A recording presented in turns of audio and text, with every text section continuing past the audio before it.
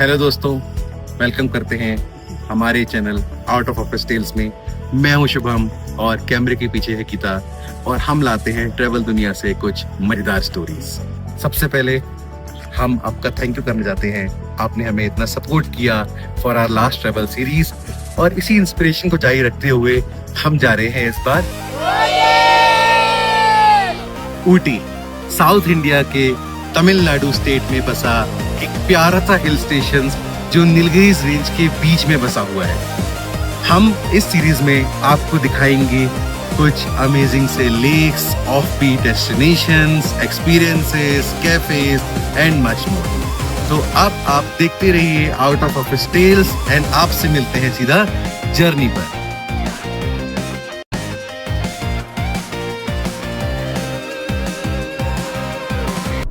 शुरू कर दिया है हमने अपना रोड ट्रिप बेंगलोर से ऊटी के लिए। आज है 15 जनवरी 2026। ये है हमारे इस साल का पहला रोड ट्रिप। हम हैं अभी मैसूर रोड में। हमने स्टार्ट किया था अराउंड 9 AM, अभी हुए हैं 9:40 AM और हम पहुंच गए हैं मैसूर रोड पे। आज का प्लान है कि हम मैसूर पहुंचेंगे, इफ क्राउड परमिट्स तो हम मैसूर पैलेस एक्सप्लोर करेंगे और उसके बाद बंदीपुर टाइगर रिजर्व से होते हुए हम ऊटी पहुंचेंगे। बंदीपुर टाइगर रिजर्व एक बहुत ही सीनिक रूट है और अगर आपके पास टाइम हो तो आप वहां पर एक टाइगर सफारी भी कर सकते हैं। हमने वो किया हुआ है तो हम आज वो नहीं करेंगे।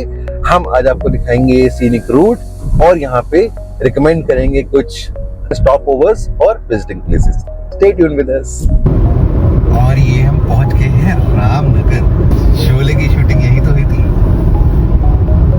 ये एरिया और ये चट्टाने और ये पहाड़ियां, इसकी सुंदरता देखते ही बनती है। जब भी मैं यहाँ से निकलता हूँ I just love the scenic pictures. कैसे उधर वो एक चट्टान के ऊपर पत्थर खड़ा हुआ है, उधर कैमरा में उधर दिखाइए।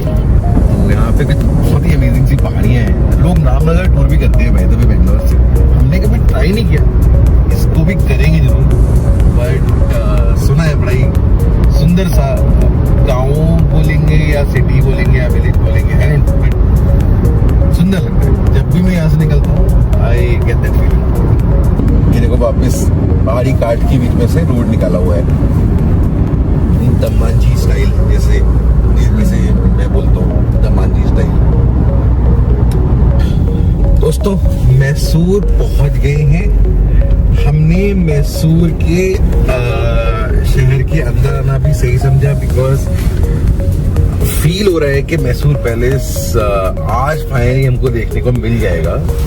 रीजन भी कि थोड़ा ट्रैफिक पहले से कम लग रहा है, तो होपिंग कि मैसूर पैलेस में भी बहुत ज़्यादा क्राउड नहीं है। लेकिन अगर आपको मैसूर के अंदर मैसूर पैलेस या other place of Mysore explore नहीं करनी हो तो आप सीधा मैसूर रिंग रोड पकड़ के शहर के अंदर ना आके भी ऊटी की तरफ निकल सकते हैं। वो आपके 15-20 मिनट तो बचाएगा मोटा मोटा।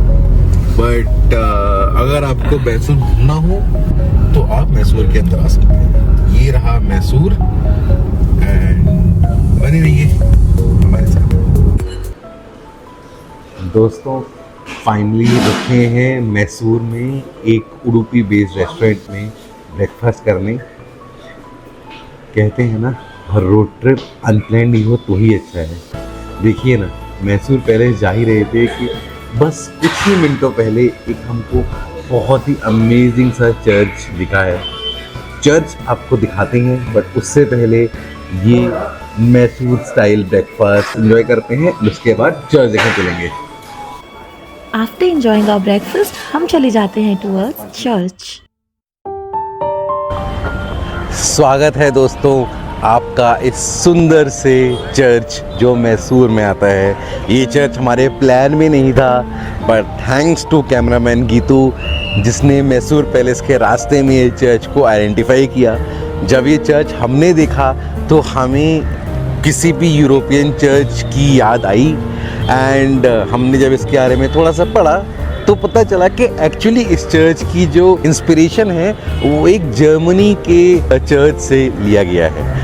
इस चर्च का नाम है सेंट जोसेफ्स कैथेड्रल चर्च और इसको सेंट फिलोमिना चर्च भी बोलते हैं। इस चर्च के जस्ट आगे दो स्टैचूज रखे हुए हैं, एक सेंट फिलोमिना का और दूसरा सेंट जोसेफ का। सेंट फिलोमिना का जो स्टैचू है वो रोम से लाया गया था, जो आप मेरे पीछे देख पा रहे हैं। ये रोम से स्पेशली लाया गया था बिकॉज सेंट फिलोमिना जो हैं वो एक क्रिश्चियन मार्टियर के तरह जानी जाती हैं। सेंट जोसेफ एक यूनिवर्सल पैटर्न ऑफ चर्चेज हैं जिनकी स्टैचू भी आप शायद देख पा रहे होंगे।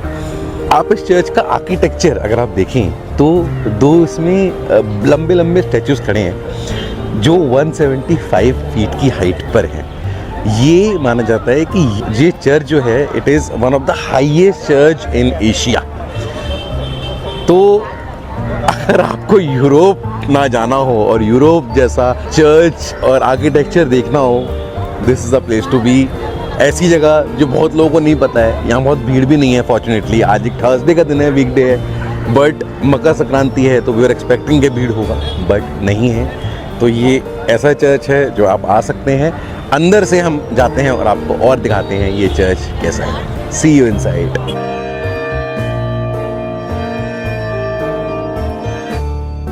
और चर्च के बाद हम पहुंच जाते हैं मैसूर पैलेस। आज फाइनली लाइन कम से कम बहुत छोटी है कंपेयर टू 20 डेज। हम जा रहे हैं फाइनली मैसूर पैलेस। सी इनसाइड।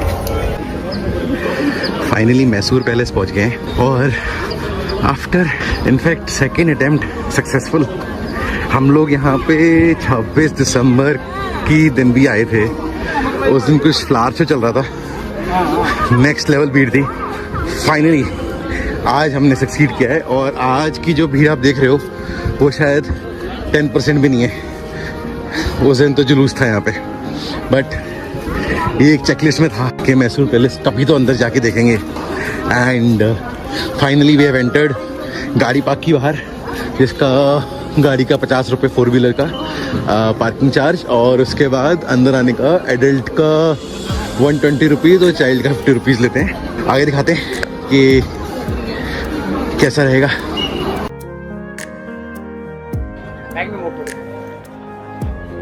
$592 Oh no.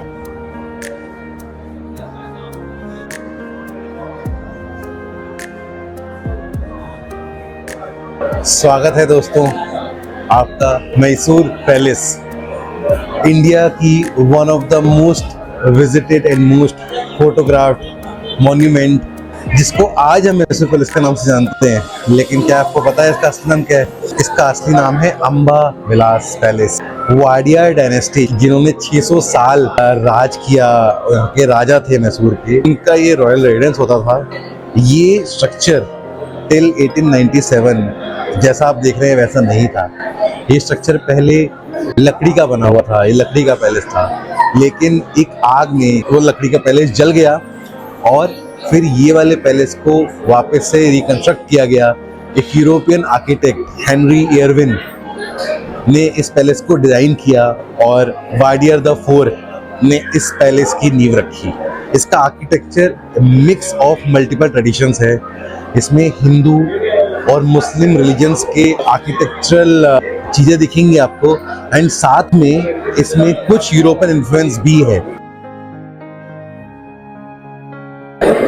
ये देखिए दोस्तों, ये वाडियर खानदान की पूरी हिस्ट्री, ये हमारे इंडिया के एक रॉयल फैमिली की आप पूरी हिस्ट्री अभी स्क्रीन पर देख पा रहे हैं। ये जो हैं जब देख पा रहे हैं, इन्होंने, इनका नाम है कृष्ण राजा वाडियार द फोर्थ। इन्होंने स्थापना करी थी इस पैलेस की जब ये जल गया था, और उसके बाद जो नया पैलेस आप देख रहे हैं वो इन्होंने बनवाया था।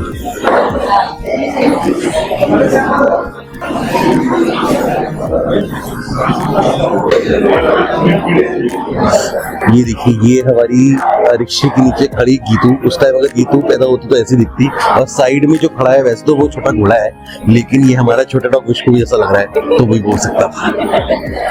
एंड दिस वन शुभम, तुम ऐसे दिखते ना शायद। हिंग एडवर्ड नहीं, ये तो वो नहीं है। ये जो आप देख रहे हैं ना, ये है कल्याण मंडप। यहाँ पे रॉयल शादियां हो करती थी। जो आप ऊपर शीशे दिख रहे हैं रूफ पे, वो आए हैं बेल्जियम से। ये बेल्जियन स्टाइल टिल्टेड रूफ्स हैं जो इंपोर्ट किए गए थे बेल्जियम से। जो आप पिलर्स देख पा रहे हैं ये वाले, ये पिलर्स जो है ये आए थे डायरेक्टली ग्लासगो से। तो यहाँ पे एक एक चीज जो है वो दुनिया के कोने कोने से इकट्ठी करके यहाँ पे बेस्ट ऑफ द बेस्ट चीजें लगाई गई थी। एंड इसलिए शायद ये आज की डेट में इतना रॉयल हेरिटेज और इतना सुंदर दिखता है। ये रहा यहाँ का चेयर रूम। यहाँ पे जो रॉयल विजिटर्स आते थे उनके बैठने के लिए, वो डिग्निटरीज के बैठने के लिए ये रॉयल सिल्वर चेयर्स रखी गई थी उस टाइम पे। ये आर्किटेक्चर हमने नॉर्मली कश्मीर और पहाड़ी इलाकों में देखा है, जो यहाँ देखने को मिल रहा है। ये देखिए, ये रहा हमारा सेंट फिनोमेना चर्च के आगे रॉयल आर्मी खड़ी हुई है मैसूर के वेडियार राज की। उनकी जनता, पब्लिक, प्रीस्ट आप देख पा रहे हैं। बहुत ही बेहतरीन पेंटिंग।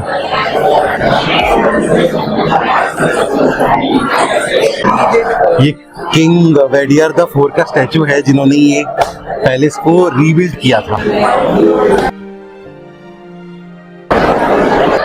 ये थोड़ा ऐसा नहीं लग रहा है एरिया, वो देखो मैसूर का मेन गेट दिख रहा है सामने, और ये एरिया ऐसा लग रहा है, अगर थोड़ा जूम आउट, एरिया ऐसा लग रहा है कि यहाँ से जो रॉयल आर्मी की परेड जब निकलती होगी तो राजा जो है वो यहीं कहीं संबोधित करते होंगे, यहाँ से नीचे से। हाँ, ये रहा। और इधर डिग्निटरीज वगैरह, बड़े बड़े राजा, दूसरे बहनों के राजा वगैरह यहाँ के बैठते होंगे। तो एक रॉयल दरबार हॉल टाइप्स लग रहा है। तो जैसा मैंने पहले आपको बताया, ये एरिया जो आप देख पा रहे हैं उसको बोलते हैं पब्लिक दरबार हॉल। और यहाँ से जो royal ladies and royal man होते थे उस टाइम के, वो अपनी इन्फेंट्री को और अपने लोगों को यहाँ से एड्रेस किया करते थे, संबोधित किया करते थे। तो ये एक एरिया है। अब ये थोड़ा ज़ोडिएक स्टाइल की ग्लिम्स देता है। अगर आप ऊपर सीलिंग देखें तो दिस इज मोर लाइक जो आपको क्रिश्चियनिटी में या आपके जूइश रिलीजन में जो आपको सीलिंग्स मिलती हैं, कुछ वैसी सीलिंग्स दिख रही हैं यहाँ पे।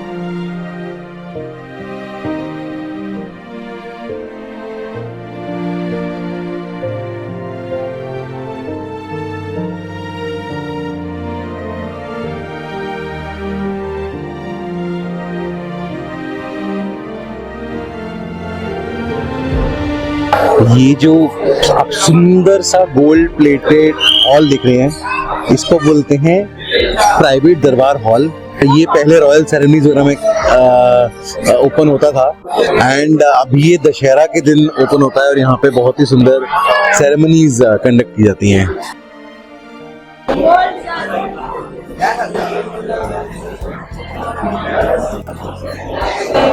फाइनली घूम लिया मैसूर पैलेस। अब आते हैं फाइनल वर्डिक्ट पे। सबसे पहले बात करते हैं अपने चर्च की, जो हमने सेंट जोसेफ कैथेड्रल चर्च देखा। Church one of its kind, worth visit. आप 15-20 मिनट्स इजीली स्पेंड कर सकते हैं वहाँ पे, and good place for photos, and अच्छा आर्किटेक्चरल चर्च है। What about you? एक्चुअली मैंने तो इंडिया में अभी तक जितने भी चर्च देखे हैं, मुझे सबसे ज़्यादा सुंदर चर्च लगा। बहुत पीसफुल था एक्चुअली। मैसूर पैलेस की बात करते हैं। मैसूर पैलेस हमारी लॉन्ग, आई थिंक काफ़ी लंबे टाइम से चेकलिस्ट में था। हमने आपको बताया भी कि ये हमारा लास्ट 20 डेज में सेकेंड अटेम्प्ट है, एंड फाइनली अटेम्प्ट हुआ। पैलेस बाहर से स्पेशली रात को जब ये फुल लिट हो जाता है तो बहुत सुंदर दिखता है. It is highly photogenic. अगर आप आ सके तो इनफैक्ट मिडनाइट 3-4 बजे के अराउंड जो होता है उस टाइम बहुत सुंदर लगता है. हम लास्ट टाइम जब लास्ट से ऊटी जा रहे थे तो हम इसी रास्ते से गए थे, मिडनाइट से गए थे. तो आज मैसूर पैलेस हुआ. अंदर से सी पैलेस ऑफ कोर्स उसकी एक लीनिएज है, एक हिस्ट्री है. 600 साल किसी राजा ने, दैट टू एक इंडियन ओरिजिन हिंदू राजा ने यहाँ पे राज किया है. तो वो चीज़ बहुत जानने वाली है. कुछ सब अच्छा है लेकिन कुछ ऑब्जर्वेशंस जो मुझे लगा कि मेंटेनेंस का थोड़ा इशू है. ज़्यादातर जो चीज़ें वहाँ पे रिप्रेजेंट की गई हैं उसमें कुछ भी लिखा नहीं हुआ है. सो आर्किटेक्चरल अगर आपको आर्किटेक्चर पसंद है, इंडियन हिस्ट्री जानना पसंद, तो आप यहाँ आ सकते हैं. Worth visiting once. तो इसके बाद हम कंटिन्यू करते हैं अपनी journey towards Ooty. Please do like, share and subscribe अगर आपको ये व्लॉग अच्छा लगा हो तो. And stay tuned for the next part.